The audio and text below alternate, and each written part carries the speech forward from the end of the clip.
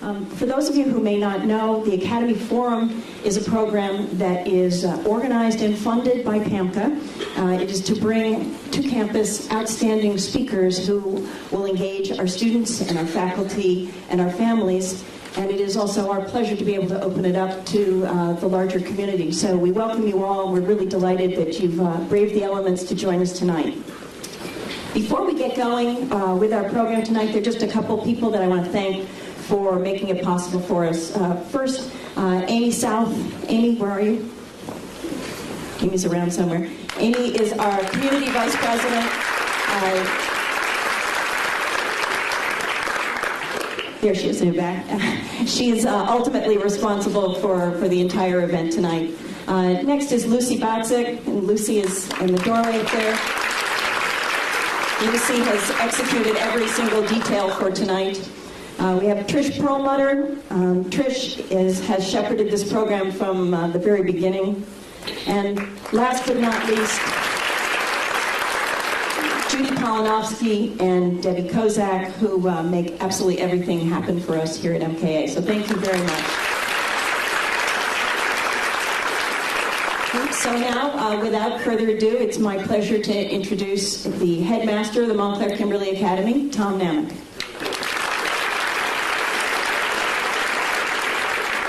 Well, good evening and welcome.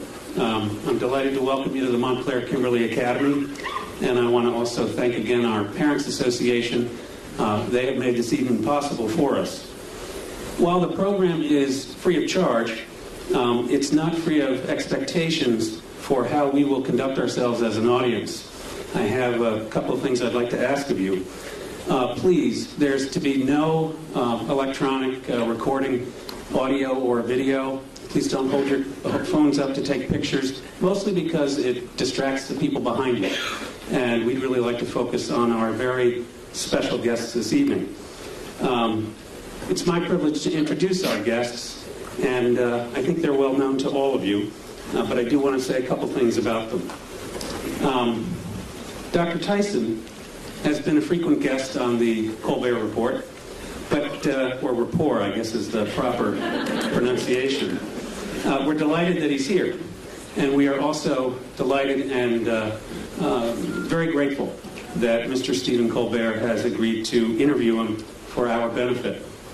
Stephen Colbert, comedian, author, and host of the Colbert Report, is both one of the funniest and possibly the bravest comedians of our time. I want you to consider his performance at the National Press Club dinner in 2007.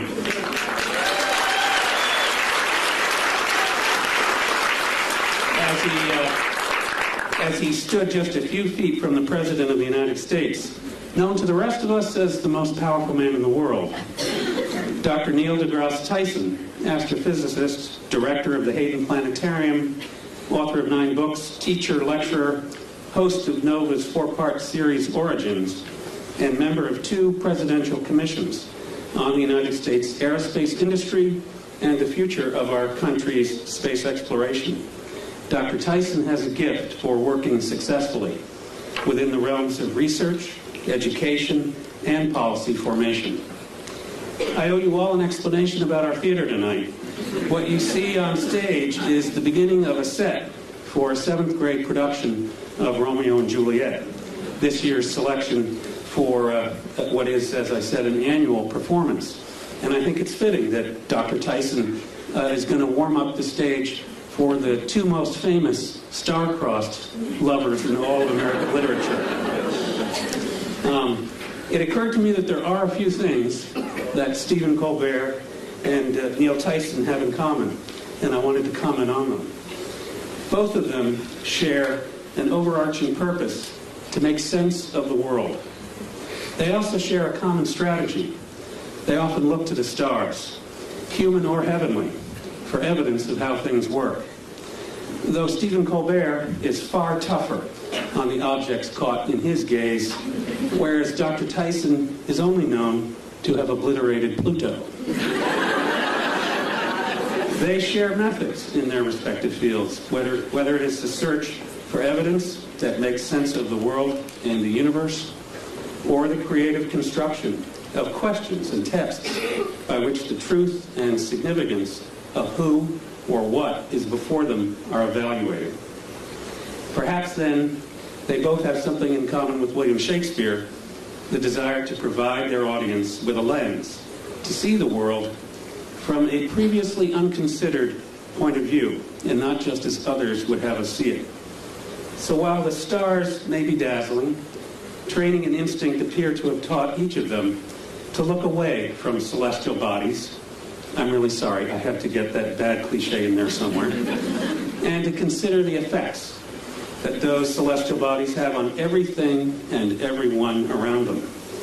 In addition to the challenging questions that each of them make us confront, their work has given the world a little more of that very rare and gem-like substance known as the truth, or in Stephen Colbert's case, truthiness. And we are very grateful. Ladies and gentlemen, Mr. Stephen Colbert and Dr. Neil deGrasse Tyson.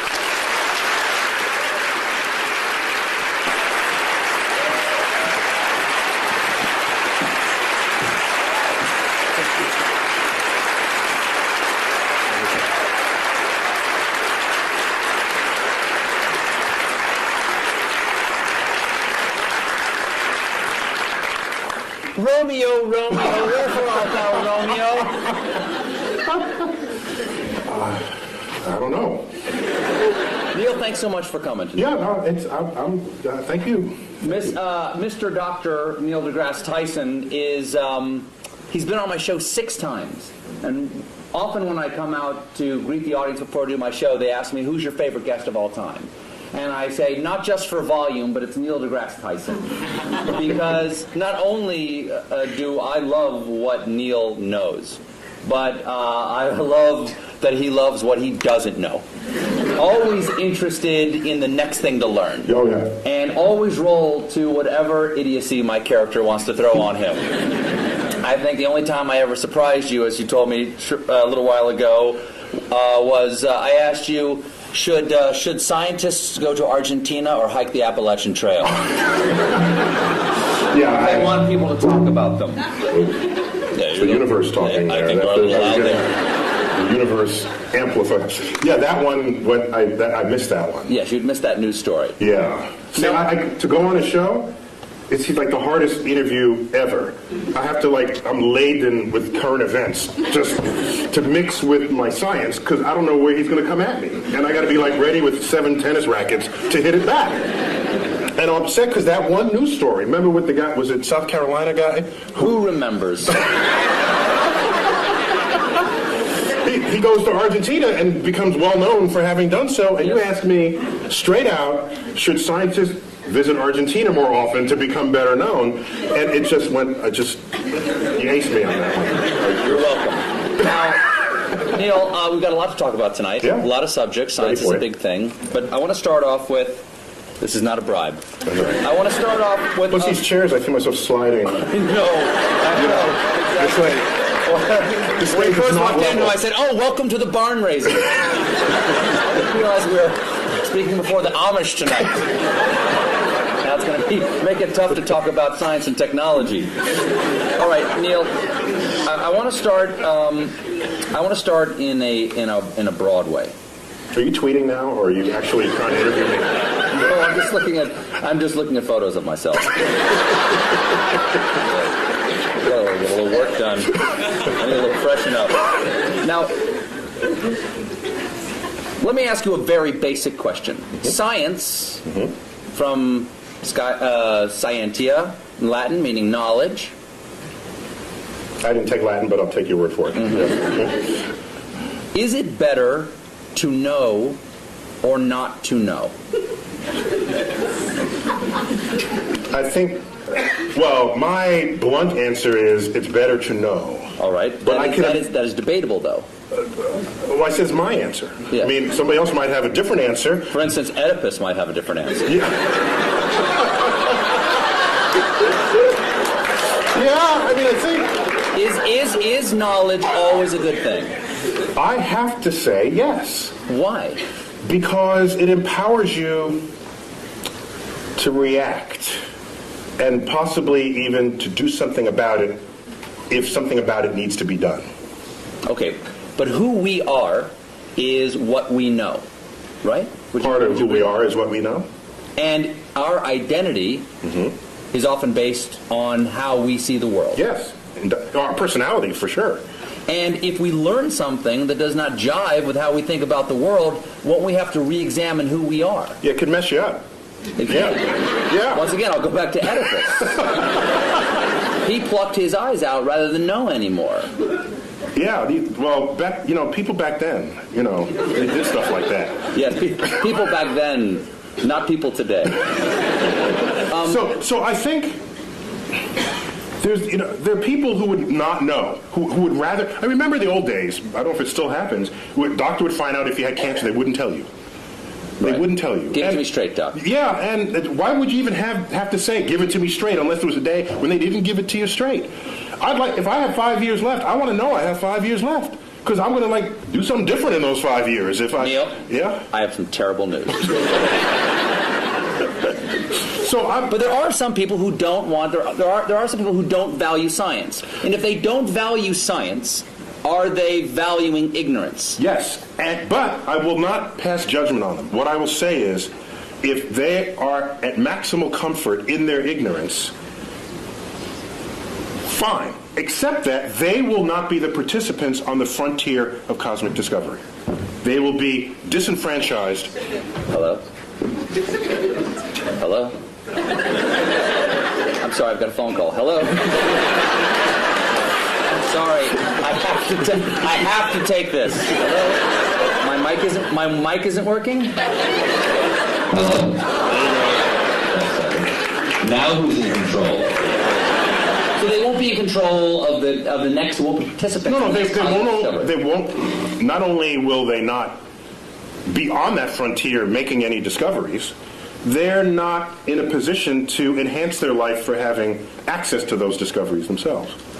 Can knowledge ever be a bad thing? I don't think so. What about actions that knowledge takes us to? Do you think that Oppenheimer, when the bomb went off, and he said, "I am become death, destroyer of worlds," do you think he perhaps questioned for a moment whether the knowledge they achieved that led to the creation of the bomb perhaps should have been left undiscovered?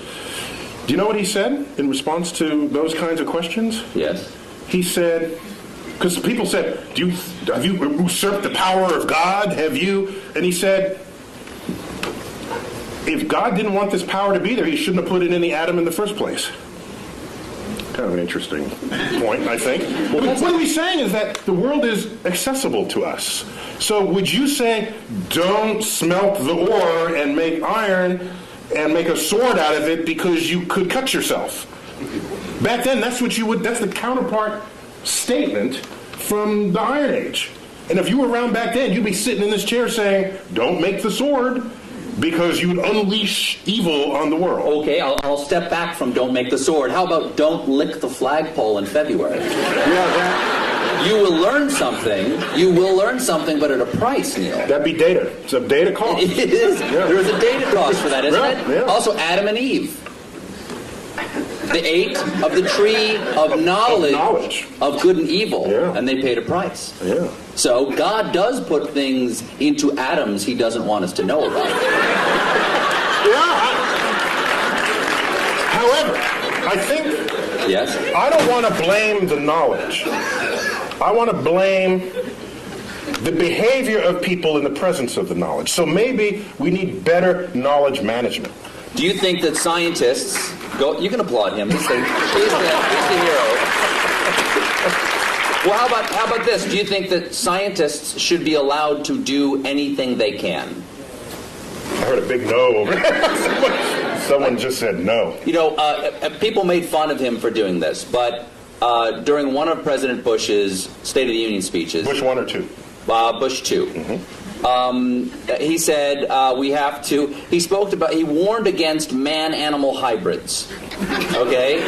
And a lot of people, like me, made fun of that by showing pictures of, like, Senator Alligator Man going, boo, boo, yay, man-animal hybrids. But if scientists could make man-animal hybrids, wouldn't they? There are scientists who want to make man-animal hybrids. Should we make man-animal hybrids? I ask you, Senator Tyson. Should there be any limits like that? I think there's some creepy things about that, and I've met some scientists who would think that'd be an intriguing thing to do. Yes. Okay? I think we as a society, as a democracy, what we should do is come to some understanding of what the prevailing social mores are. And no, science should not cross those barriers. And by the way, scientists are often ones to try to prevent that. Einstein among them, for example. He didn't want to make the bomb after he first told Roosevelt he should make the bomb. He changed his mind because his conscience, his moral conscience, descended upon him. Scientists are not without moral code here. So as a culture and as a society, we decide what should be the prevailing cultural mores, and I think we should all be beholden to those. What do you think of the portrayal of scientists in movies? Because often, for instance, the scientists who make the Terminator, they're the bad guys. Scientists lead us to the Terminator, or they create the superbug that wipes out the world, or they enrage the monster at the bottom of the sea. When you part the curtains and at the bottom of all of that, there's a politician funding that research.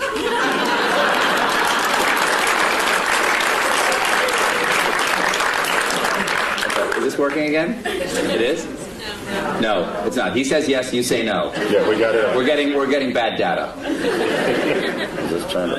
We're good. That was good. That's good? You're good. Oh, yeah. You're good. So scientists don't lead marching armies. Scientists don't invade other nations. Scientists, yes, we have scientists who invented the bomb. Yes, but somebody had to pay for the bomb, and that was taxpayers. That was war bonds. There was a political action that called for it. So everyone blames the scientists. We are collectively part of a society that is using or not using, to its benefit or to its detriment, the discoveries made by science. And at the end of the day, a discovery itself is not moral. It's our application of it that has to pass that test.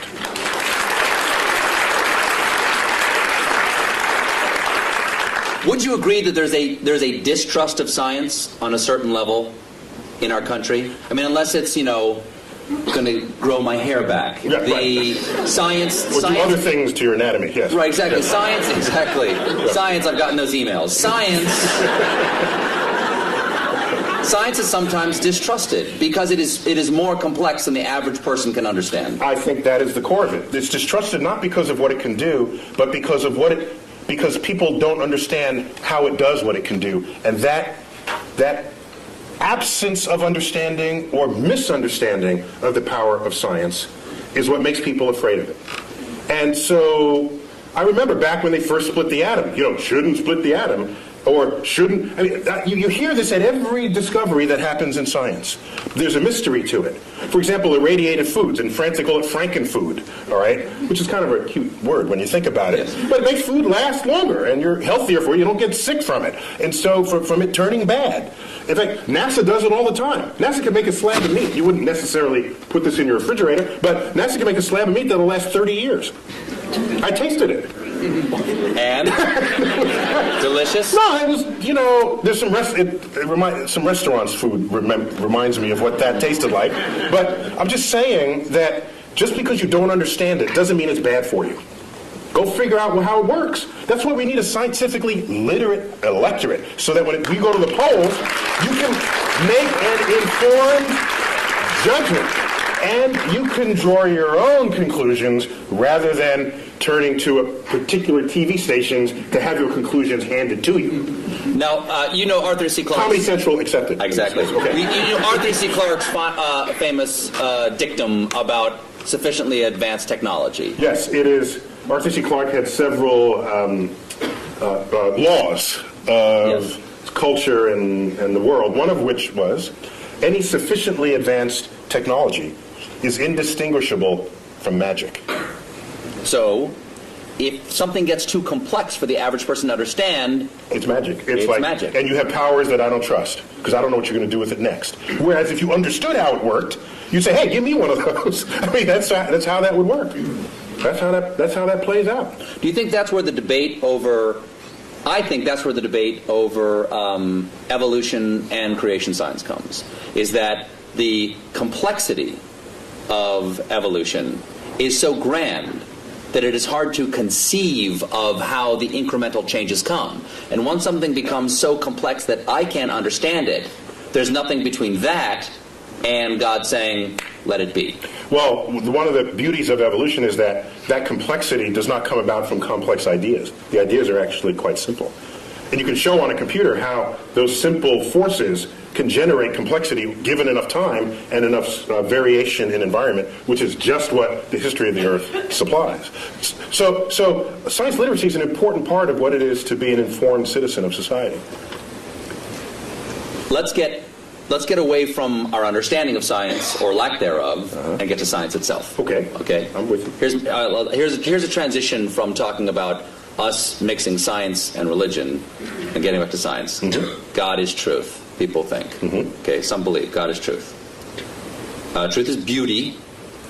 Is there anything in science to you that is beautiful? Or rather, what is the most beautiful thing that you know of in science? E equals MC squared. Really? Oh, it's awesome. It is. So that equation doesn't just have a great publicist. It's actually... Because everybody knows it, but also everybody knows Coke. You know, it's like Right, the yeah. Coca-Cola of science. Yeah, you learn E equals MC squared before you even know what any of those symbols mean. You hear it in elementary school. It's a gorgeous thing. It's What is beautiful about E equals MC squared? First of all, tell everybody what all the pieces mean. Well, E stands for energy. M is mass. C squared is just the speed of light squared. That's just, ignore that for the moment. The thrust of that equation is that energy and mass are equivalent to each other, which means you can transmute one into the other and back. What makes it extraordinary is that hardly ever happens in our everyday lives, yet it's going on all the time in the rest of the universe. And so we're in this little pocket where E equals MC squared never happens. is not visible. It's not visible. It's not happening in our lives. No. But if it did, the world would be really different. Light coming from that bulb would all of a sudden pop into a particle, and the particle would combine and pop back into light again. Would it hurt? It can, yeah. It would sterilize you. There's a lot of, yeah. The kinds of particles that would do that they would sterilize you, yeah. That'd be bad. I've had my kids. Yeah. So it goes on in the center of the sun. It went on at the Big Bang. It goes on throughout the universe, wherever it's hot and heavy. That's what. But what is beautiful about it to you? It's simple. It's simple, yet it accounts for hugely complex things. And for me, that is where the beauty lies in the truth. No. If I had to give you a complex theory to understand a complex phenomenon, send me home. Because what's the point? Now, there's no tablet in the sky that said it had to be simple to end up being complex. It's just a remarkable fact about the universe. So why not celebrate it? The fact that pi, right? Let's say the numbers together. 3.1415926. We got a few. That's pretty good. There's a nerd fest. We got a geek thing going on over there. Not bad. The fact that you take a circle of any size, a circle the size of the universe itself, and divide it by its own radius, and you get that number, that's beautiful. I have to pause, and I get misty thinking of this. I'm sorry, that's just another one, that the atoms and molecules in your body are traceable to the crucibles in the centers of stars that manufactured these elements over its lifespan, when unstable, on death, exploding its enriched guts across the galaxy, scattering it into gas clouds that would ultimately collapse and make a star and have the right ingredients to make planets and people. Which means we are part of this universe. As I've said many times, and goes back, not only are we in the universe is in us. That is a profound concept. And it was, I think it's the greatest gift that astrophysics gave culture in the 20th century. There's a research paper in 1957, and I say that because one of the authors just died, like 2 days ago, Jeff Burbidge. Burbidge, Fowler, and Hoyle. One of the most famous research papers that no one ever heard of. You know why, I think? Because it had 4 authors, not just one, and it took a decade to figure out, and it wasn't just somebody burning the midnight oil, so it doesn't lend itself to poetry or screenplays, because it's a collaboration, so nobody wrote about it. But we knew that we are star stuff. We knew that we are stardust at the middle of the 20th century. That connects us to the universe like no other fact. That's beautiful.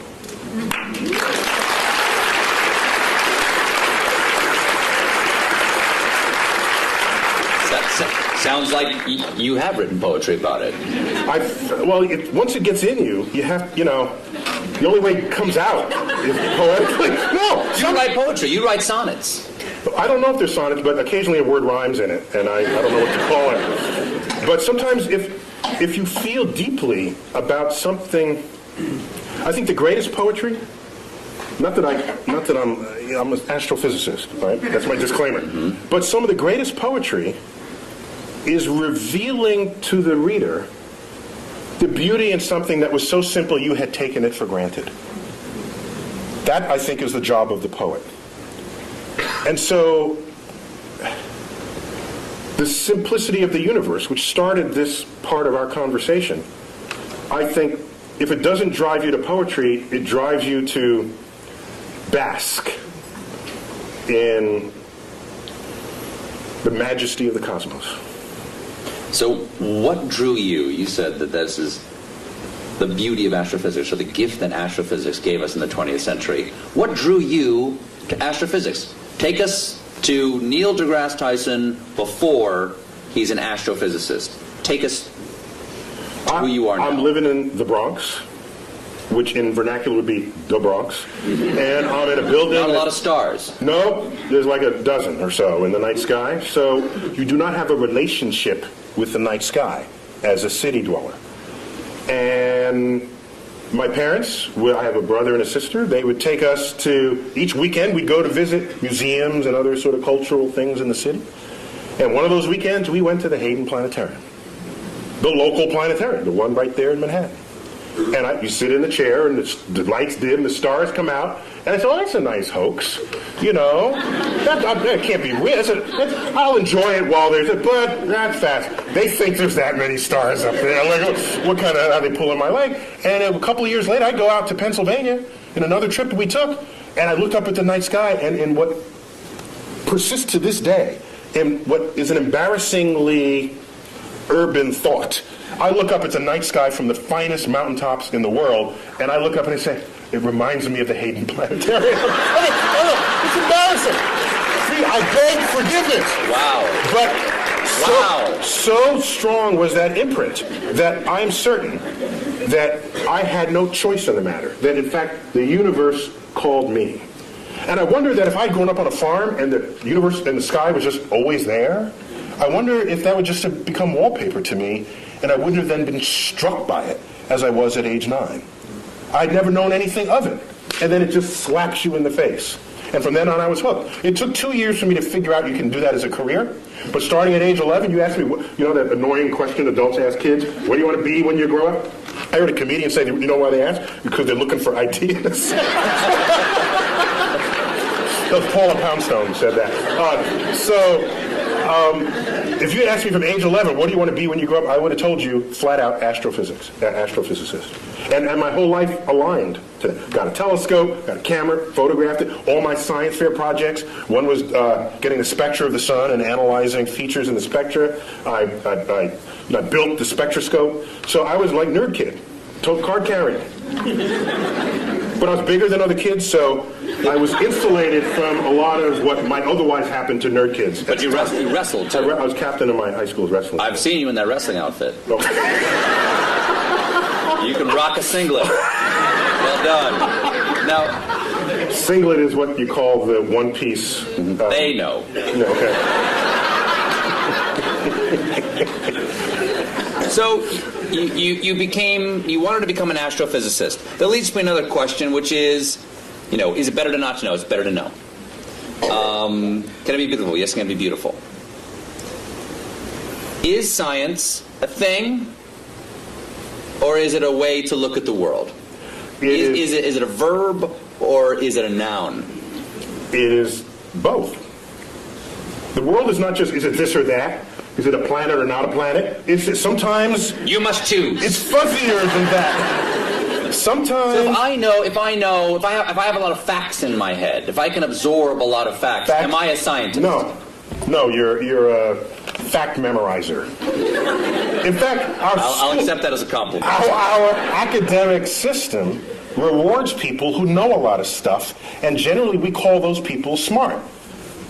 But at the end of the day, who do you want? The person who could figure stuff out that they've never seen before, or the person who could rattle off a bunch of facts? At the end of the day, I want the person who could figure stuff out. And science... Say if we're trapped on an island. Exactly. What, the professor on Gilligan's Island? It's not a matter of how many facts he can recite. It's like, there's a coconut, and there's a thing, and you have a ham radio. That's exactly. Okay? Seawater, you stir in the salt water. You hook the wires up to Gilligan's fillings, and then you listen to his ear. Listen in it. So it's an understanding of the relationships. While we're on it, Ginger or Marianne? Totally Ginger. Ginger. Complete. That was like, she came around the wrong time of my life. I'm dead. It was like Ginger all the way. For sure. So it's a way of approaching the world. It's a way not only of approaching the world, it's a way of equipping yourself to interpret what happens in front of you. I think of science, the methods and tools that enable it, as kind of like a utility belt that you walk around with. And you come upon something. Are you a superhero? Yeah. In your mind, are you a super science? Actually, when I was a kid, I wanted to be Mighty Mouse when I was a kid. Really? I wanted to sing opera as I went to sing. Here I am to save the day. Yeah. So it's a tool belt. It's a tool belt. It's a utility belt. Utility belt, sorry. Because I'm picturing you in the singlet with the utility belt. Yeah. It's a tool belt. The difference is a tool belt, if you have a hammer, as they say... You can hammer in the morning. You can hammer in the morning. If I had a hammer. Mm-hmm. The problem is, if you start wielding a hammer, then all your problems look like nails. Mm-hmm. And maybe they're not. Maybe it's more subtle than that. And so your toolkit has to be able to morph into what is necessary for what it is that you confront at that moment. And so, yes, you're equipped with methods of mathematical analysis, methods of interpretation. You know some basic laws of physics. So when someone says, I have these two crystals, if you rub them together, you'll get healthy. So rather than just discount it, because that's as lazy as accepting it, both of those are just lazy brain. What you should do is inquire. So do you know how to inquire? And every scientist would know how to start that conversation. They would say, well, where'd you get these? What kinds of ailments does it cure? How does it work? What does it cost? Can you demonstrate that it works? And you go through this whole, and at the end the person's in tears because they weren't prepared for that level of questioning. And so science literacy is vaccine against charlatans of the world that would exploit your ignorance of the forces of nature. Neil, if you don't like the crystals I gave you, you can just say it. And they're not working for you because you don't believe.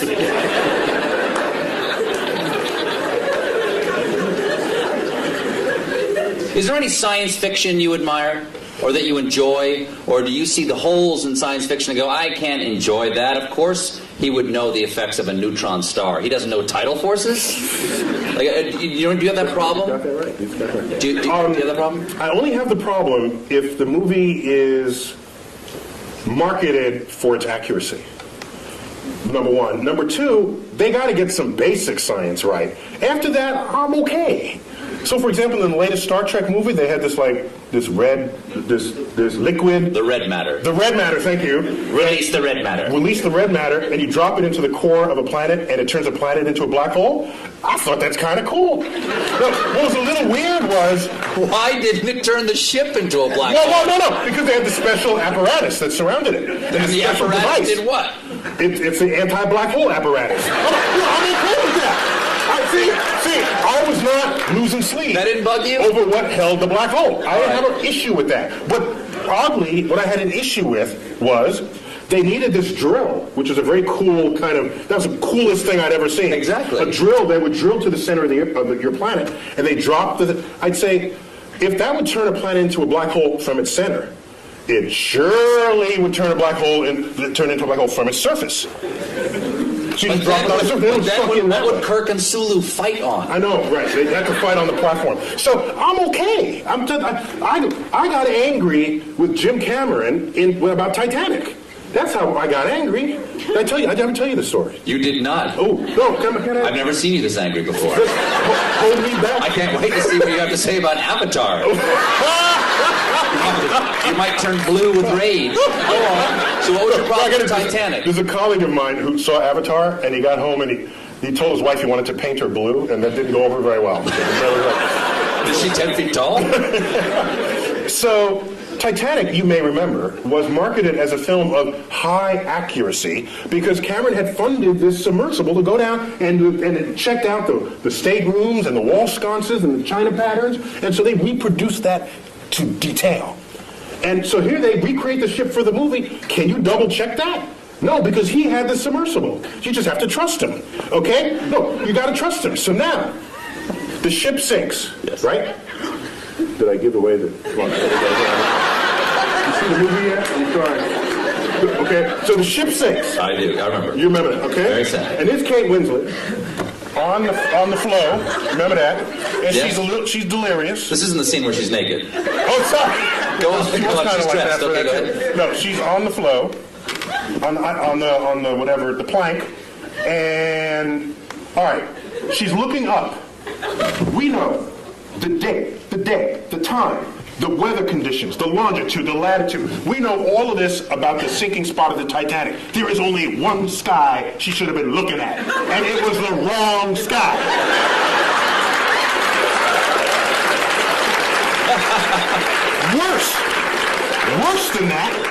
Worse than that, the left side of the sky was a mirror reflection of the right side of the sky. So it's not only wrong, it was lazy and So obvious. halfway through, they just went, just flip it, just flip it. No one will know. And so I was livid. Ooh. I got out my finest stationery and I wrote a letter to Jim Cameron. No reply. 5 years later, I bumped into him. He was on a NASA committee.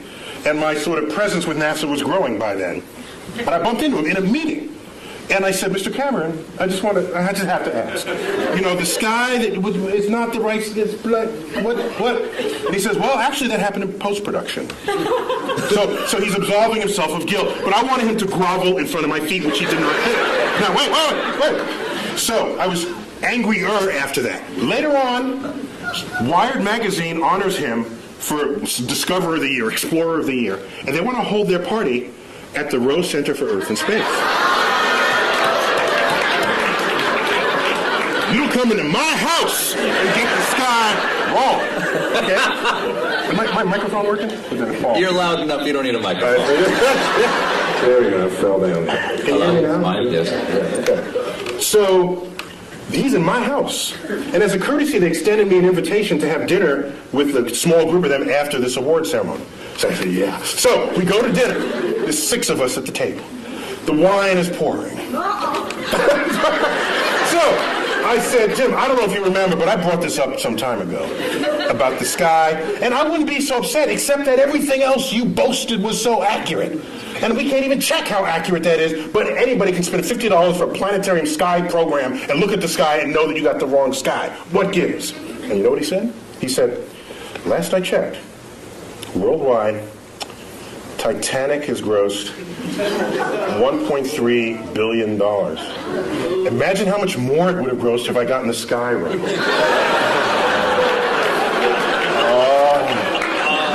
Oh, man. So sorry. That.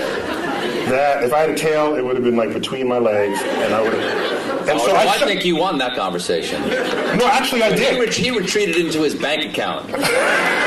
Here's what happened. But that money will all eventually be gone, and he would still have gotten the sky wrong. Oh, that's an interesting point. That's right. The sky will Outlived even James Cameron. However, as dejected as I was, 2 weeks later I get a phone call. Forgot the guy's name. He calls me up and says, "Hello, it's Dr. Tyson." I said, "Yes." He said, I forgot his name, Johnny Smith. "I work in post-production for Jim Cameron. He is releasing a 10-year director's cut anniversary edition of the Titanic, and will be adding new footage from the deck. And he tells me you have a sky that he can use."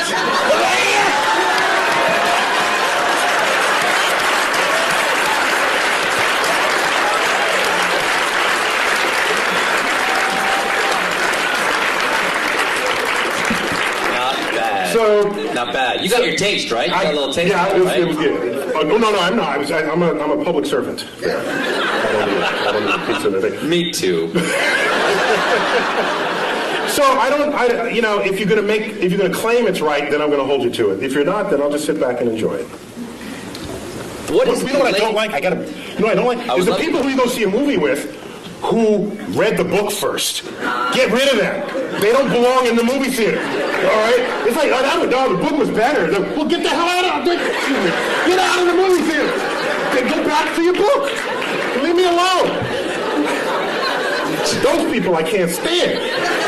Stay home. We should not go to the movies together. Now, okay, I got three different things. What is the latest discovery in astrophysics that we should all know about? One of my favorite. I got to go back maybe 6 months for that. 8 months, may I? Okay. Okay. Well, we discovered water on the moon. That's kind of cool because where you're going, you want there to be water. All right, that's a good thing for life. But what struck me the most earlier in 2009, we discovered methane on Mars. Methane. If you have a gas stove and you live in a city, chances are it's methane. It's a flammable gas. You say, well, so what? Who cares? Except that methane is the byproduct. It's a part of the gaseous effluences of anaerobic bacteria, which on Earth operates deep in the intestinal tract of farm animals. That's a very scientific way of saying there are Mars farts. That's what you're saying. I didn't want to say it. Yeah. You got a doctor in front of your name. You can't say stuff like that. I can't say stuff like that. But that means that is possibility, or is that yeah, there's life, but no one will come out and say it? It means while you can generate methane other ways, such as sunlight. It's a combination of pressure, temperature, and energy source. You can manufacture methane. Magic. So, but chemical magic. Yes. Chemical magic. But it is a natural byproduct of bacteria that thrive in the absence of oxygen. And you don't have oxygen deep in your intestinal tract, neither do any farm animals. And if you're down under and Mars doesn't have oxygen. So it's tantalizing to think that maybe there are life reservoirs in aquifers beneath the Martian soils. As I was saying before about is it better to know or not to know, and there are things about our own identity that we take from the knowledge that we have, yes, we do. or the things that we don't know, the assumptions of things that are not there to be known. And instead of using the word identity, I'd say they have an impact on our ego. Yes. Because the more we learn about the universe, the smaller we get, all right? In time, in space, in size. And so if you go in... Not the way you just described it. The way you described it, you're a supernova. Well, that makes you bigger. Well, I think if you know about what's going on, then it's not mysterious and you're a participant in the unfolding cosmos. Otherwise, you are consumed by it and you fear it and you shun it. And you say, I don't want to know that I live on a speck called Earth, orbiting an undistinguished star in the corner of an ordinary galaxy in an expanding void of the cosmos.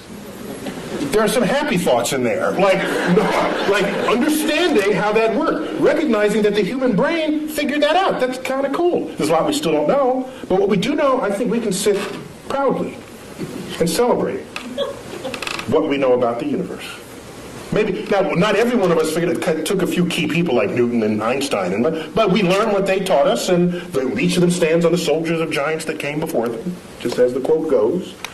Let's celebrate it, not fear it.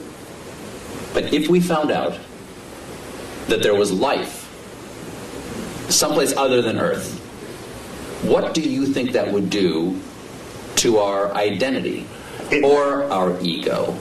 It may signal a change in the human condition that we cannot foresee or imagine. I think it would. Now, I think the issue would be not if we find bacterial life, which is kind of what we're looking for now. Bacterial life, there's no question about whether in our mind's eye we reign supreme over bacteria, although it can win. Bacteria, do you know in 1 linear centimeter of your lower colon lives and works more bacteria than the number of people who have ever been born in the history of the world? So in fact, we are just hosts for bacteria to lead their lives. So from the point of view of a bacteria, we're just a place to live, a dark, warm place to live. But we're a planet, and they don't believe there's bacteria in any of the other planets. That'd be an interesting sci-fi novel. So the real issue is, if we find life on another planet that's smarter than we are, that would totally mess with our ego. That'd be the last, nail in the coffin of our ego. That used to be, well, we're humans, and we're on Earth, and Earth is small, and Sun is insignificant. That'd be the last one, and I don't know how we'd be able to handle that. Do you think that there have been discoveries that have happened? For instance, I have heard discoveries that have changed our point of view about the universe that we are not aware of, that they've changed. In other words, the change has been so gradual, we don't realize we see the world differently. Has E equals MC squared, because that's coming up on 100 years? I'll tell you. Yes, it is, actually. Well, no, we're past the age. Last year was 100? No, 1905, so 2005. Okay. But so I got one for you. Has that changed us? I got one for you. In the 1920s, which was a watershed decade in the history of science, in that decade, we discovered that not only our galaxy, the Milky Way, is not the only existence of anything in the universe, that there are other Milky Ways out there. That recently? 1920s. Was it just the optics didn't exist for that? We needed a big enough telescope, and Edwin Hubble wielded all the glass that necessary to accomplish that back in the 1920s. He said Hubble, before the telescope, was a man and had his own telescope, the biggest of its day, and he made that discovery. That there were these spiral fuzzy things in the night sky. We thought they were just local to us. They're whole other systems of stars. 100 billion stars unto itself, outside of our system. Not only was that discovered in 1926, 1929 he discovers that the universe is expanding, which means it may have had a back then, it may have had a beginning. If it's expanding, that meant it was littler in the past. Well, there must have been a day when it was all together in the same place. Thus was born the Big Bang. Okay, so now, also in that decade, quantum mechanics, quantum physics was discovered. That is the science of the small, the science of electrons, protons, neutrons, particles, nuclei. At the time, you'd say, this is just physicists burning tax money. Because who cares about the atom? I got my horse to feed. I got kids. You got issues in society. Yet it's quantum mechanics that is the entire foundation of our technological revolution. There would be no computers. There would be none of what you take for granted. Your iPod, your iPhone, cell phones, the space program, without our understanding of the laws of physics as they operate on that atomic and molecular and nuclear level. And so the chemist has no understanding of the periodic table of elements without quantum mechanics. To them, it's just a list of elements. Quantum mechanics tells you why this column is there, and that's there, why this mates with that, and why that makes a molecule with that. That's quantum mechanics, and it's unheralded. You ask me, is there any discovery that has changed how we live? It is quantum mechanics. And I make this point because I'm ready to... Today, you hear people saying, why are we spending money up there when we got problems on Earth? And people don't connect the time delay between the frontier of scientific research and how that's going to transform your life later down the line. All they want is a quarterly report that shows the product that comes out of it. That is so short-sighted that that's the beginning of the end of your culture. So So it's better to know. That's a really long answer to my first question. My second question is, let's take some questions. Do we have time to do that? Q&A. You about to wave? You about to hit me in the head with a rubber band? Okay. Very quickly before we get to questions here. How many can I ask? Ask one. Do we have microphones, or are we going around the room? We can repeat the question if there aren't enough microphones to go around. Let's start right here with just one, please, sir. Is there a brown dwarf star approaching? Is there a brown dwarf star approaching? Okay. Dare I suggest that I think I know much more deeply about what's behind that question? He's asking about Planet X. Do share. That would swing by Earth in the year 2012 and tip us on our axis and have it be the end of civilization as we know it. Is that right, sir? Oh, I heard about that. Yeah. I'm digging a subterranean chamber. Yeah. Me and my kids are going to be fine.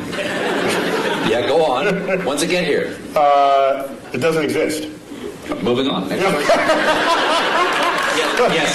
No, there is no Planet X. All gravity, all principal sources of gravity in the solar system are present and accounted for. Anything Yes, we sir. discover now are tiny and insignificant, like Pluto's relatives. Yes. Yes. Anything to say about Apophis? Apophis. An asteroid the size of the Rose Bowl. Discovered December 2004. Headed towards Earth. It's not alone among asteroids headed towards Earth, except that this one is headed, there's a whole set of asteroids that cross Earth's orbit. That alone is not a problem. You cross the street all the time, but at different times the trucks drive by, okay? So the issue is, are you crossing the street when the truck is driving there at the same moment? That simultaneity is what matters. Apophis, when you ran the calculations, showed that there was a chance of it hitting us in the year 2036, with a close approach in the year 2029 on April 13th. A Friday, by the way. But here's what's significant about that. We've had close approaches before, but none this close. This is the size of the Rose Bowl, and on April 13th, 2029, it'll come close enough to Earth to dip below our orbiting communication satellites. Do you think 2.5% is a big number for that asteroid to come to Earth? No, right now the best estimates are several in a million that it will hit us in 2036. And if it does, it will likely hit the Pacific Ocean, plunge into a depth of 3 miles, explode, cavitate the ocean, send waves of tsunamis. The first one from the impact. The second one, because the water splashes back into the cavity, goes high into the air, drops back down, and sends another pulse. This will go on about 40 times. There'll be multiple tsunamis. I was just on the Santa Monica beach 2 nights ago, because Santa Monica is the first city to get hit, because it's the beeline right up from Santa Monica, 600 kilometers into the Pacific. 5-story tall tsunami would take out the entire west coast of the United States. But nobody has to die, because we know this well in advance. But I think 2 people will die. The stupid surfer who wants to surf that tsunami, we know people like this, right? You've seen them. And you know who else? Of course, the weatherman who wants to bring the camera guy closer. Can you see the waves hitting the shore? Okay, take him out too. We don't need either one of them, and then we'll get on with it. That would be a great James Cameron movie. Yes. Tonight there's a wolf moon. Can you explain what that means? What's a wolf moon? Okay, each full moon of the year has a name, and there are regional variations among those names. And the wolf moon, it's when it's snowy and the wolves howl. You can see the wolf in the light of the moon because the landscape is white, and the wolves don't turn white, so you can see them against this. And so depending on if you live in a region where there are wolves, that would be what you would call it. Other full moon names you've heard of, the harvest moon is one of them. The honeymoon is one. That's the moon that's in June, the honeymoon, because that moon actually never gets very high in the sky. And it's amber the entire time. It takes on the color of honey. And so it's called the honeymoon, and you get married in June. And that's where you get the name honeymoon for that. Yeah. Anyone over here? No? Yes, sir. I think, in astronomy, probably dark energy was sort of a real game changer about 10 years ago, the discovery that the expansion of the universe is speeding up. If there's a game changer in the next 20 years, what is it? The question is, dark energy He said 10 years ago it was like a game changer. Can I foresee any game changers on the horizon? Well, it turns out dark energy was not as much of a game changer as you might think, because we already had a slot for it in Einstein's equations. We already had a placeholder. No one had ever measured it before, so we just assumed it was zero and got on with life. The moment it was discovered, we said, hey, now we can stick it in the equation. It's like, whoa! Its presence in the equation shows that there's this pressure operating against the action of gravity, making the universe accelerate in its expansion. And that's extraordinary, because it means the day will come where these galaxies that Hubble discovered will move away from us with such speed that they will disappear beyond our horizon, and the total known universe at that time will only be the Milky Way, restoring the state of mind of our universe that existed before 1920. That's a spooky time. We would have to hand down the annals of cosmology from previous centuries to hear about the galaxies that were once in the night sky. So game changers going forward. If we discover the dark matter particle, that'd be kind of cool. If dark energy and dark matter, because we don't know what's causing either one of them, but we measure them. So they are real in their action on the universe. We just don't know what it is. Okay? As distinct from the ether 100 years ago, we never measured it. We just assumed it was there. There was no data. It was just dark matter, dark energy. We can call it Fred and Wilma. Don't think it's matter or energy. We don't know what it is. Don't let the name fool you. I'll henceforth call it Fred and Wilma. Okay? So, with Fred and Wilma, these two things, it may be a game changer. Once we figure out what it is, it's a new particle that then we can exploit to our benefit in the same way our understanding of quantum physics enabled us to exploit the behavior of atoms and nuclei to our benefit. So a new kind of physics would transform how we live. Yes, that's one way I think about it. Is Pluto going to be excised, so not just because we send it out, but because the ice will expire quickly? Will Pluto not only be humiliated by Neil deGrasse Tyson? You may not know this. That's not the word she said. She didn't use that word. Excised from the family of planets. Neil was on the group that gave the recommendation that Pluto be demoted, correct? We thought differently about Pluto's identity than Pluto did, and other supporters of it. We just grouped it with other icy bodies in the outer solar system that, at the time, were being discovered. Don't shoot the messenger. Pluto was alone for 65 years, and so you can't have a category of one. That doesn't work in science. You need a few things to make a category. So he's okay. It wasn't a category, though. It was a planet. Well, yeah. My very elegant mother just sat upon 9 porcupine. Now she just sits upon 9. It doesn't make any sense. Yeah, it doesn't make any sense. Where's the porcupine? If she's that elegant, she wouldn't have sat on a porcupine, I don't think. So once we found other icy bodies, all we did was group them together. We said, Pluto, we found family for you. In fact, we think you're happier there, because now you're one of the biggest icy bodies. And rather than a pipsqueak planet. You sent Pluto to a farm upstate to run and chase rabbits. It's much happier there, kids. It's happier there. And I didn't do this alone. Is there a supergiant beyond Pluto that pulls comets in? Is there a chance there's something out there that's drawing? There was a hypothetical star, which is related a little bit to what led to this invention of this... The brown dwarf that you won't talk about, but you and I know, yes. Yeah. There was come down to the bunker, too. There was a suggestion that there was a companion star to the Sun, provisionally called Nemesis, that would have this long orbit that would jostle comets in the outer solar system and send them raining down on Earth, creating mass extinctions, accounting for the extinction episodes in the fossil record. But it was an interesting hypothesis that was never supported by data, and so when you're not supported by data, you discard the hypothesis. That's how science works. You don't believe something just because you want to, or think something's true just because it feels good. At some point, you've got to confront the data. So getting back to the point... You've never been in politics. So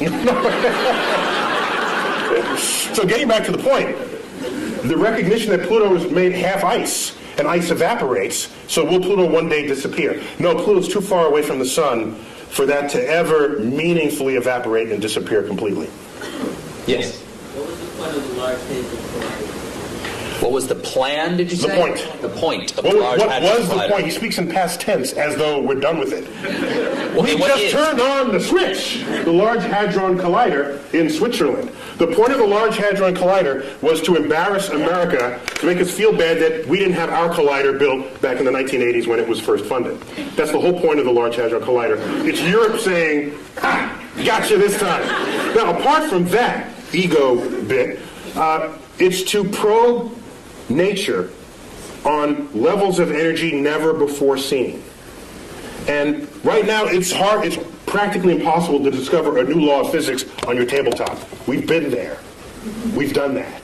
And almost the entire history of physics is go to the edges of your points of exploration and then take a step beyond that. You're bound to discover something new. It's like climbing the next mountain, crossing the next valley. So, the Large Hadron Collider, the energy inside that particle accelerator will exceed the energy of all accelerators that have ever been built before, probing nature as never previously imagined. What is the Higgs boson? Higgs boson, that's a particle proposed that you can think of it as a kind of it's like think of it like molasses. Okay? Okay, not molasses.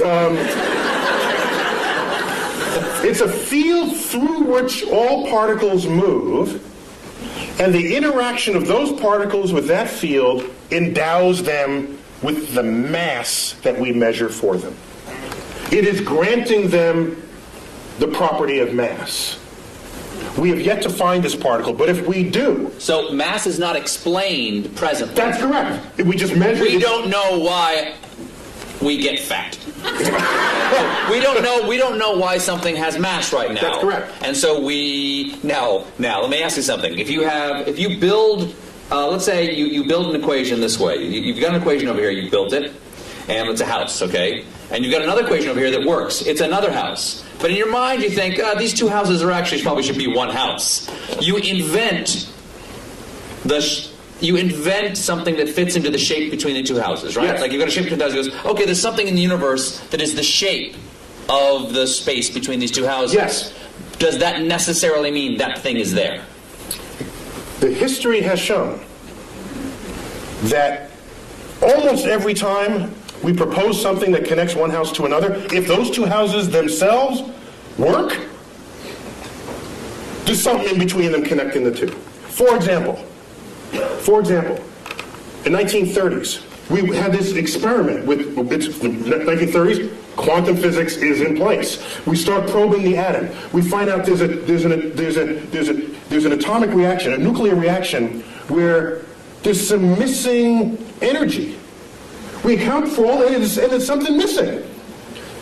We say this much in here, and then it's missing here.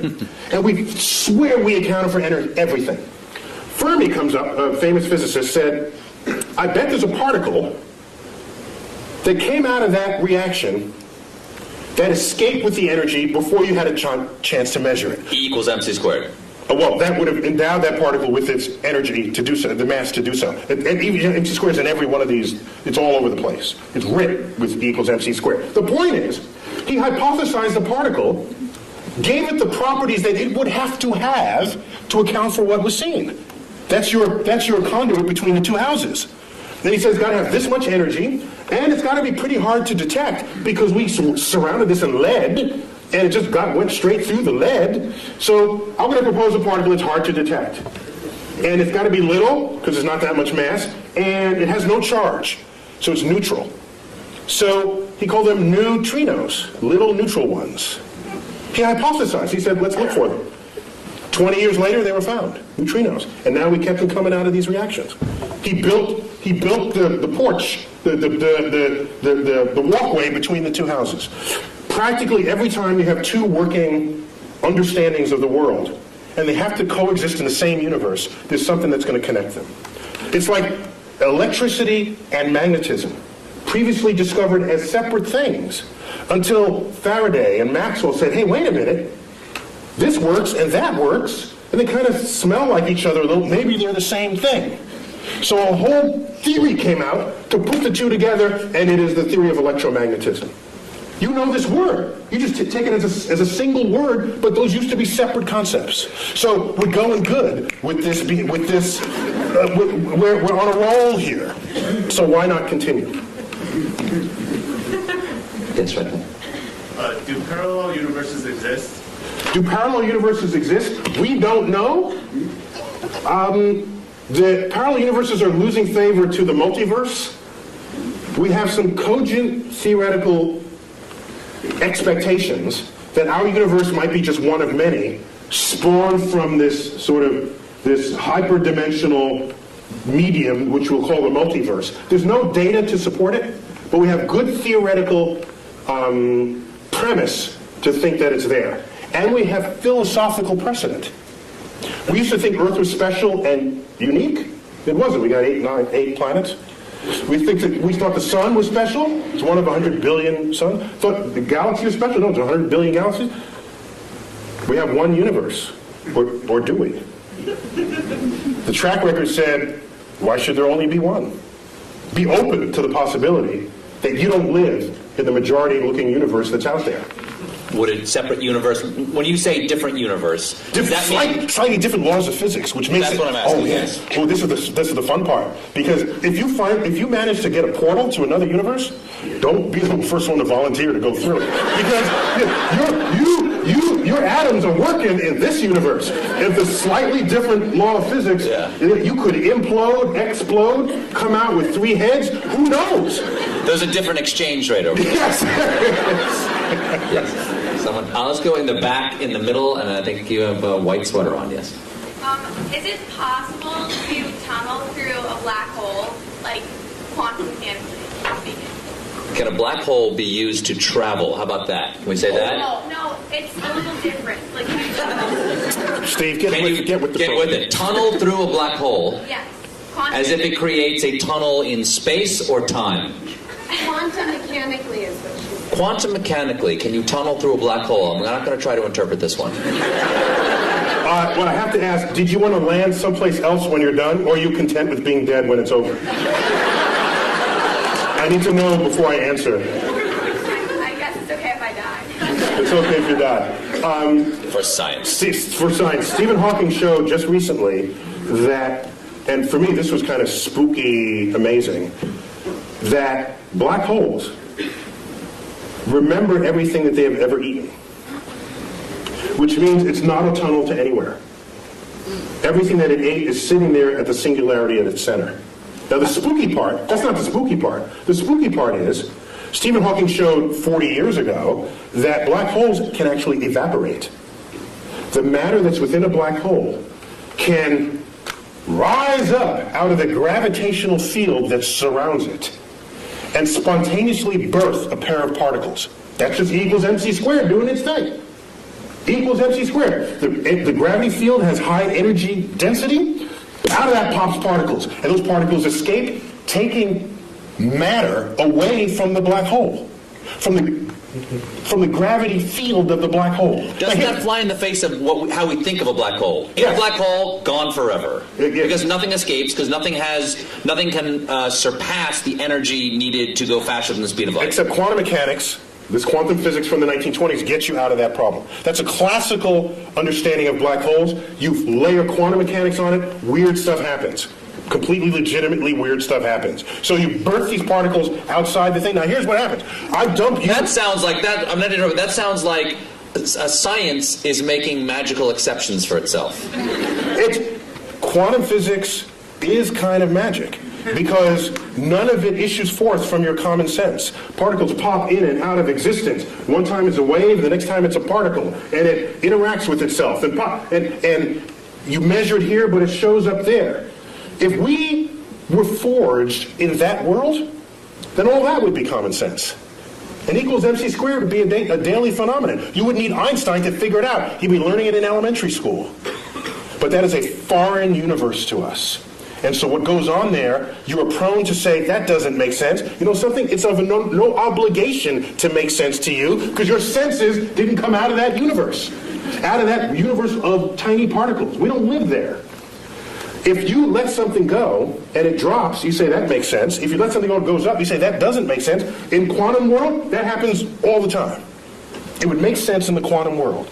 So, I submit to you that if I take your body and dump it into a black hole, what Stephen Hawking showed is that all the particles that went into the black hole, let's say it's Stephen Colbert black hole, okay? No other contaminating bodies but your atoms in the center of this black hole.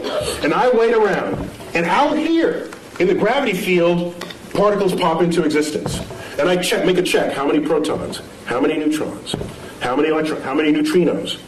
By the time this black hole is evaporated, it would have been every single particle that you were having fallen in the first place. Extracted out of the energy field of the black hole. So it remembers who you were even out in the gravitational field. That's spooky to me. Is the black hole now gone? Gone. Gone. Just it pops out of existence. Evaporated. It takes, by the way, it takes several trillion years for that, so don't wait around for it. It's a minute. How do you figure all this out? Okay. How do you figure all this out? It's an excellent question. Yeah, that's a good one. Isaac Newton did it all by himself. He was like really, really, really smart. A quick Isaac Newton story. He discovered laws of motion, laws of gravity. Just shows that planets don't orbit in circles, as Copernicus had thought, but in slightly flattened circles we call ellipses. And so a friend of his said, Ike, why? That may be called, I don't know what you call it. Why that shape and not some other shape? He couldn't answer that question. I'll get back to you. Goes home for 2 months, comes back. Here's why it's that shape. They're conic sections that cuts through the thing. They said, well, how did you figure that out? He said, well, I had to invent integral and differential calculus to figure it out. So some people invent their own tools and methods to discover the world. Most people learn the tools from someone else and then apply them to make incremental changes. Some people make huge changes, like Isaac Newton and Einstein and others. Isaac Newton once said, if I can see farther than others, it's because I've stood on the shoulders of giants who have come before me. But I've read Isaac Newton, and his stuff makes the hair on the, if I had hair, it would rise up on the back of my neck, how plugged in he was to the universe. And I'm saying to myself, that quote cannot have possibly have been honest. What it really meant, if I'd re-give that quote to him, I'd say, if I can see farther than others, it's because I'm standing among midgets, that's why. He can see farther than everybody else. In the case of Isaac Newton. I'm afraid we only have time for one more question. Yes, sir. Actually, that was a great segue to my question. You talked we organize this all for your question. Sure. Early in the evening, you brought up the ideas of scientific literacy and technology management. I'd like to hear your opinions on where the policy needs to go to make a positive impact in that area. Ooh. All right, Neil. Can you repeat that for everybody? The question is, we were talking earlier about scientific literacy and our approach towards science as a nation. In your opinion, and you serve on science advisory panels, yeah. Where do you think we need to go as a nation? What do we need to do to increase our scientific literacy? I'll answer two-pronged. One is, what do you do with your kids? And kids need to be able to explore freely. And if you look at most households, they're not designed for that. They're designed to have the kid not explore. The kid comes into your kitchen and pulls out the pots and pans and starts banging on. What's the first thing you do as a parent? Stop that, you're getting the dishes dirty. Yet these are experiments in acoustics. That's what that is. Okay? Whatever the kid is doing, if it has the chance of breaking something, you're going to tell them to not do it, without thinking that that's the consequence of an experiment that they are conducting. And every time the kid wants to do something, provided it doesn't kill them, it's an experiment. Let it run its course, even if it makes something messy. You agreed to have a kid in the first place? Fine, clean up after them. And when they open up...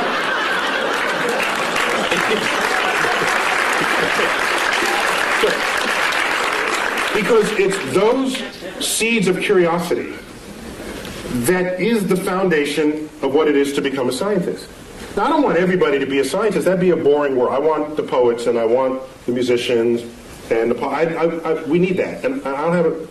But I'm talking about promoting science literacy. And so the first step for the parent is to get out of the way. Allow the child to explore. They start playing in the mud. Don't do that in the mud. I just cleaned those pants. You're getting in the way of another experiment. They start plucking the petals off the flowers you just bought from the florist.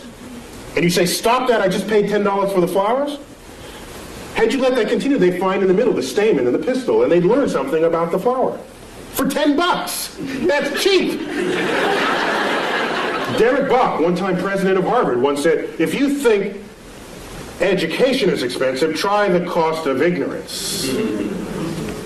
And so that's got to start at home. In the schools, I don't have a problem with the fact memorizing, but don't equate that with what it is to be wise or what it is to be smart. Smart should be some combination of that, yes, but also, what is your lens on the world? How do you figure things out? And you promote that by stimulating curiosity. And I don't see enough stimulating curiosity in this world. This is a famous school right here. I saw the banner in the opening corridors. So you probably don't have that problem here, all right? But the whole world is not educated in this building. So a lot of change would need to happen in that regard. Now getting back to policy. I have tried. You do a simple Google, like YouTube and Tyson, my name, but put Neil so you don't get Mike. All right? Dining on someone's ear. Half of what ends up thrown onto YouTube are talks I've given where I'm trying to convince people, not only the public, but lawmakers and people in power, that investing in the frontier of science, however remote it may seem in its relevance to what you're doing today, is a way of stockpiling the seed corns of future harvests of this nation. And those seed corns, what they do is, whether or not you know it today, advancing a frontier, history has shown, has advanced a culture ever since the Industrial Revolution got underway. And we can speak more hegemonistically about it, that anyone who has embraced the powers of technology has enjoyed economic wealth, the likes of which the world has never seen, attendant with strength of security. Okay? And so people say today, they'll say, suppose the next terrorist attack is like a chemical attack. Do you call out the Marines, or do you get your best chemists to figure out what to do about that? There's a point where your weapons are not as useful as the brain of the scientist who you could bring to bear on the problem.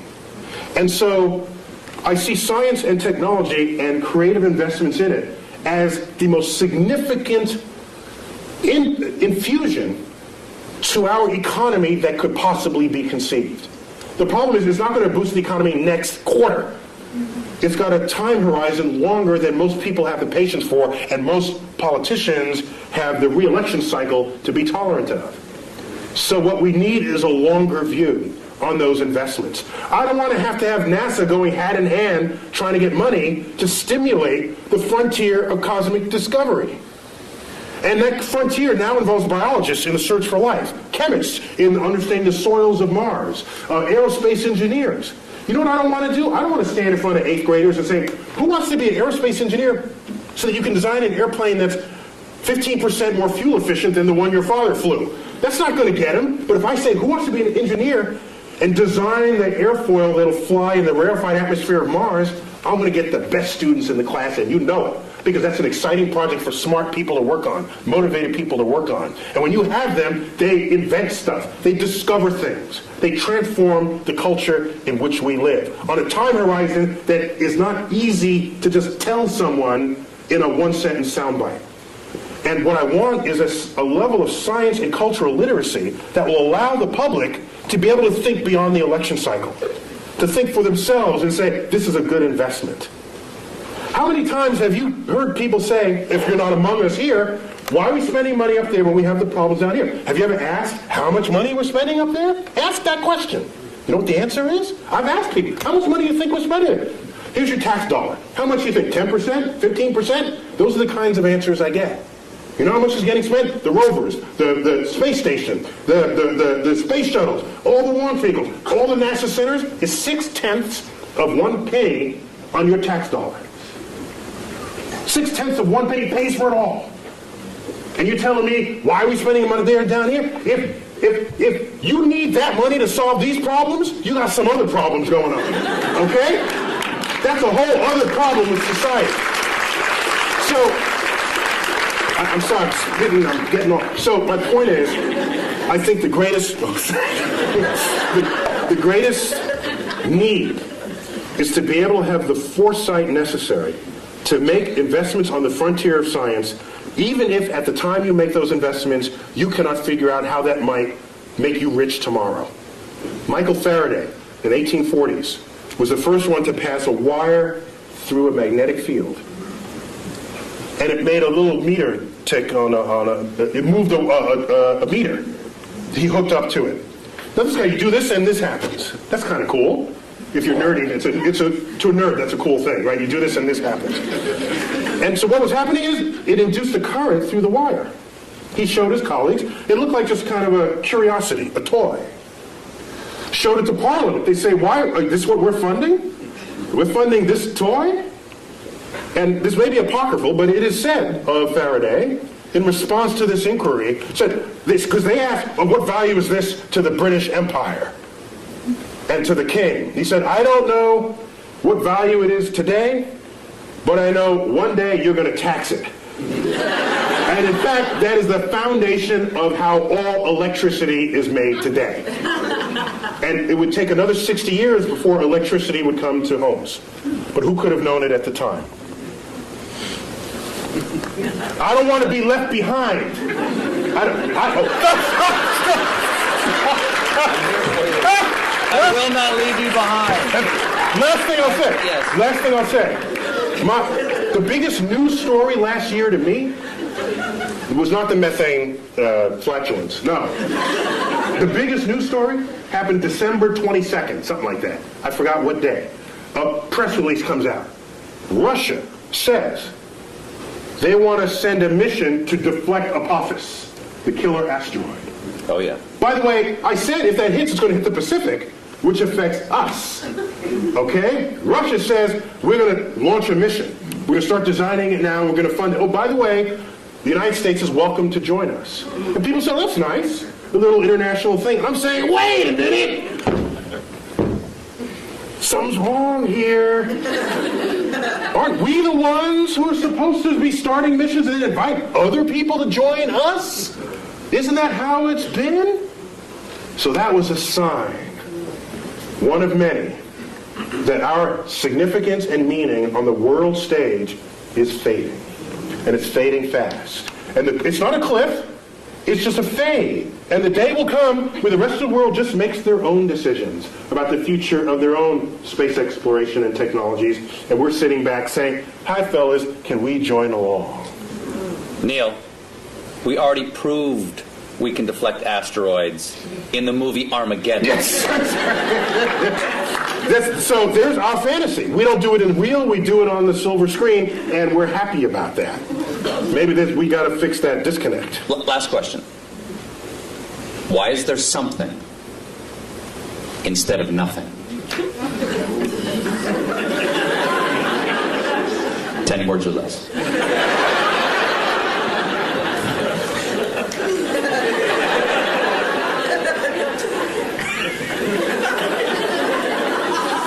Just because.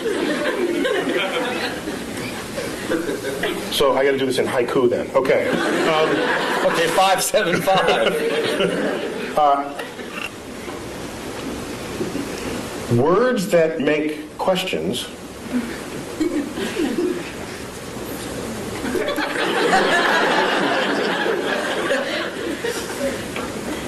may not be questions at all. I am well rebuked.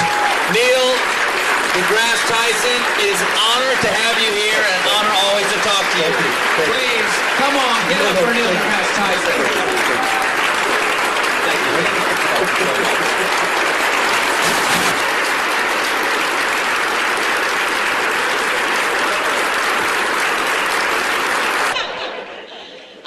Dr. Tyson is going to be down here. He will be signing books until 9:30, so if you'd like to come down and have a book signed, feel free. And for the rest of you, thank you all for coming, and get home safe.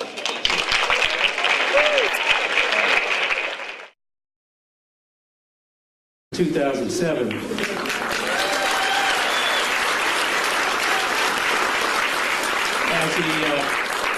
As he stood just a few feet from the President of the United States, known to the rest of us as the most powerful man in the world, Dr. Neil deGrasse Tyson, astrophysicist, director of the Hayden Planetarium, author of 9 books, teacher, lecturer, host of NOVA's 4-part series Origins, and member of 2 presidential commissions on the United States aerospace industry and the future of our country's space exploration. Dr. Tyson has a gift for working successfully within the realms of research, education, and policy formation.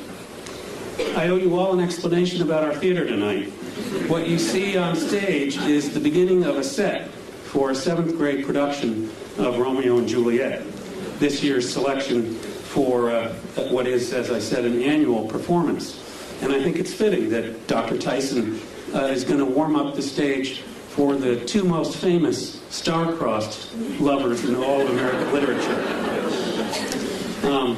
It occurred to me that there are a few things that Stephen Colbert and Neil Tyson have in common, and I wanted to comment on them. Both of them share an overarching purpose to make sense of the world. They also share a common strategy. They often look to the stars, human or heavenly, for evidence of how things work. Though Stephen Colbert is far tougher on the objects caught in his gaze, whereas Dr. Tyson is only known to have obliterated Pluto. They share methods in their respective fields, whether it is the search for evidence that makes sense of the world and the universe, or the creative construction of questions and tests by which the truth and significance of who or what is before them are evaluated. Perhaps then, they both have something in common with William Shakespeare, the desire to provide their audience with a lens to see the world from a previously unconsidered point of view, and not just as others would have us see it. So while the stars may be dazzling, training and instinct appear to have taught each of them to look away from celestial bodies. I'm really sorry, I had to get that bad cliche in there somewhere. And to consider the effects that those celestial bodies have on everything and everyone around them. In addition to the challenging questions that each of them make us confront, their work has given the world a little more of that very rare and gem-like substance known as the truth, or in Stephen Colbert's case, truthiness. And we are very grateful. Ladies and gentlemen, Mr. Stephen Colbert and Dr. Neil deGrasse Tyson.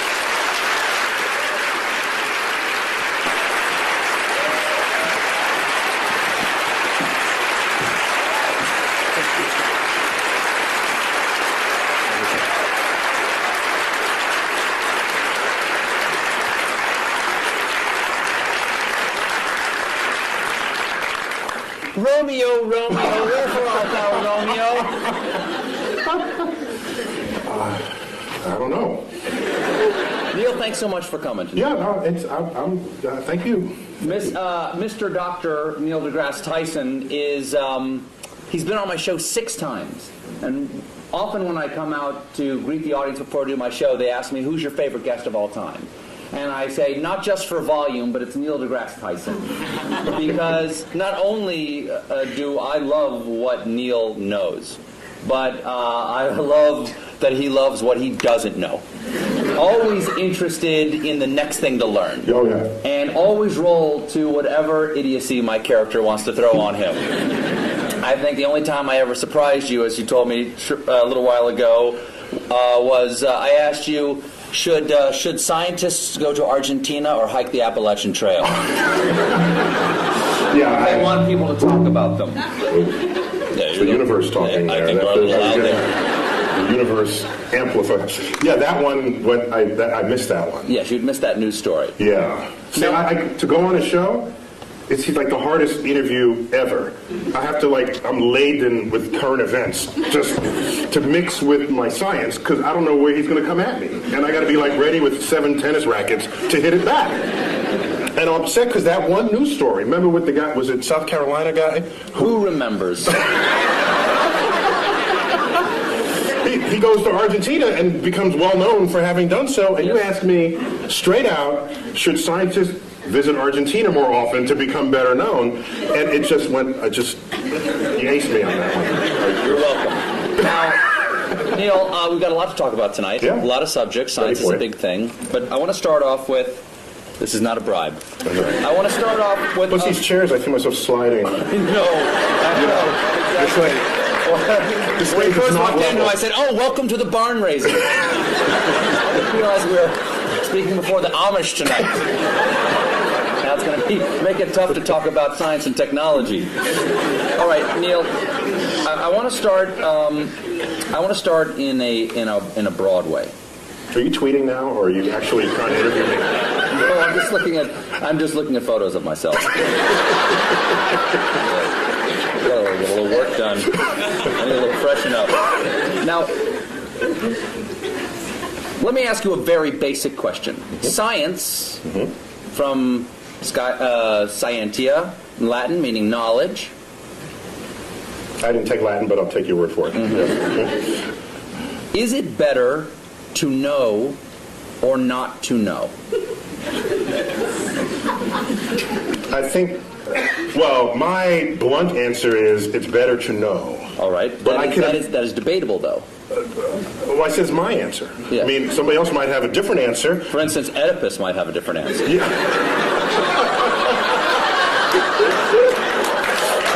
I mean, I think... Is knowledge always a good thing? I have to say yes. Why? Because it empowers you to react and possibly even to do something about it if something about it needs to be done. Okay, but who we are is what we know, right? Part of who we are is what we know. And our identity is often based on how we see the world. Yes, and our personality for sure. And if we learn something that does not jive with how we think about the world, won't we have to re-examine who we are? Yeah, it could mess you up. Yeah. Once again, I'll go back to Oedipus. He plucked his eyes out rather than know anymore. Yeah, people back then, they did stuff like that. Yes, people back then, not people today. So I think there are people who would not know, who would rather. I remember the old days. I don't know if it still happens. A doctor would find out if you had cancer, they wouldn't tell you.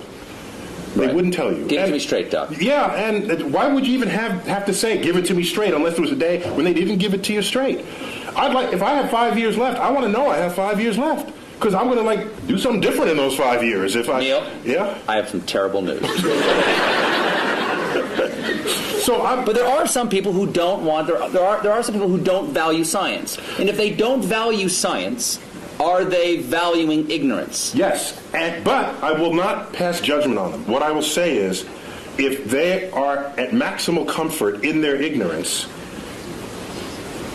fine. Except that they will not be the participants on the frontier of cosmic discovery. They will be disenfranchised. Hello? Hello? I'm sorry, I've got a phone call. Hello? I'm sorry, I have to take this. Hello? My mic isn't working? Now who's in control? So they won't be in control of the next participant. No, they won't. Not only will they not be on that frontier making any discoveries, For those of you who may not know, the Academy Forum is a program that is organized and funded by PAMCA. It is to bring to campus outstanding speakers who will engage our students and our faculty and our families. And it is also our pleasure to be able to open it up to the larger community. So we welcome you all. We're really delighted that you've braved the elements to join us tonight. Before we get going with our program tonight, there are just a couple people that I want to thank for making it possible for us. First, Amy South. Amy, where are you? Amy's around somewhere. Amy is our community vice president. There she is in the back. She is ultimately responsible for the entire event tonight. Next is Lucy Botzik, and Lucy is in the doorway up there. Lucy has executed every single detail for tonight. We have Trish Perlmutter. Trish has shepherded this program from the very beginning. And last but not least, Judy Polinovsky and Debbie Kozak, who make absolutely everything happen for us here at MKA. So thank you very much. So now, without further ado, it's my pleasure to introduce the headmaster of the Montclair Kimberly Academy, Tom Namick.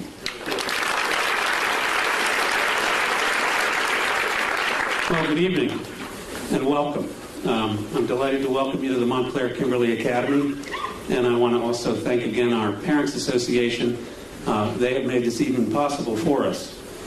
While the program is free of charge, it's not free of expectations for how we will conduct ourselves as an audience. I have a couple of things I'd like to ask of you.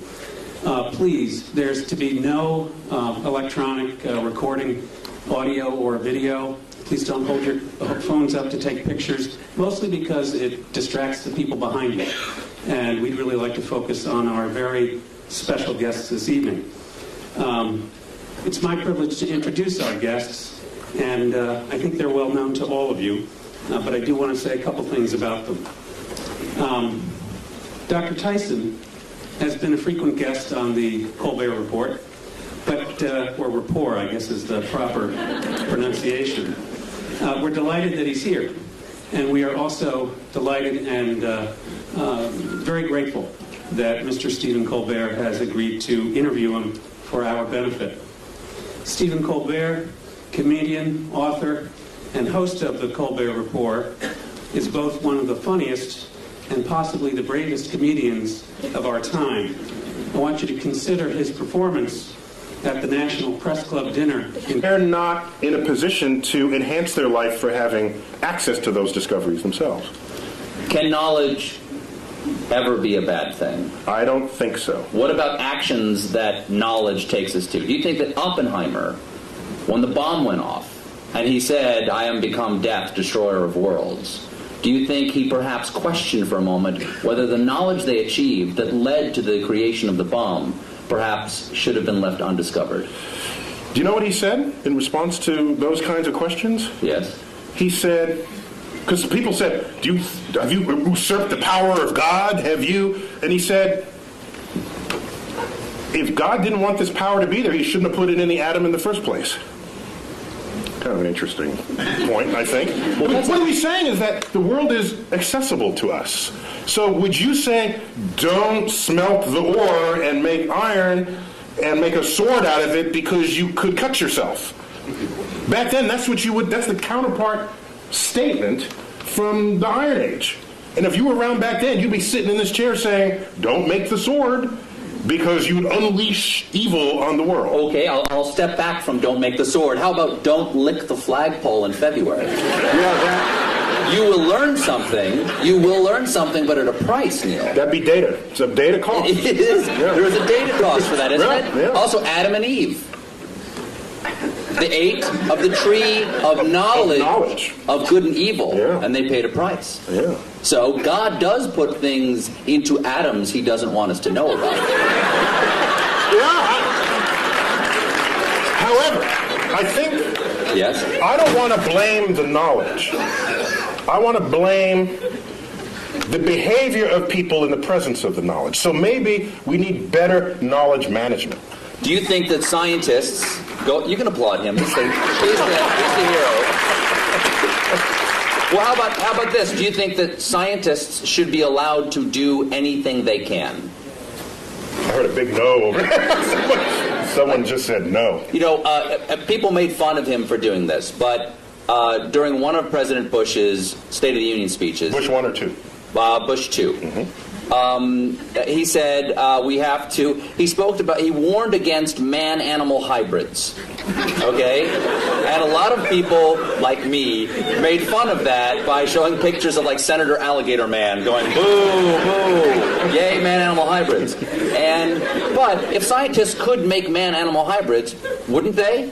There are scientists who want to make man-animal hybrids. Should we make man-animal hybrids? I ask you, Senator Tyson. Should there be any limits like that? I think there's some creepy things about that, and I've met some scientists who would think that'd be an intriguing thing to do.